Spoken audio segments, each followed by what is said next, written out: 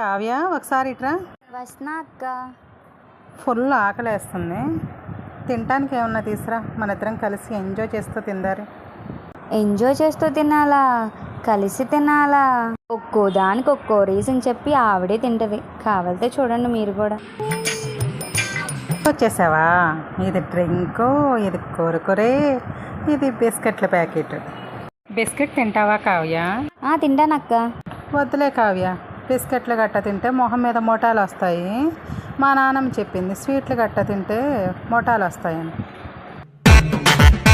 అక్క అక్క అయిపోయింది, బిస్కెట్ ప్యాకెట్ మొత్తం అయిపోయింది. కురుకురే తింటావా కావ్య?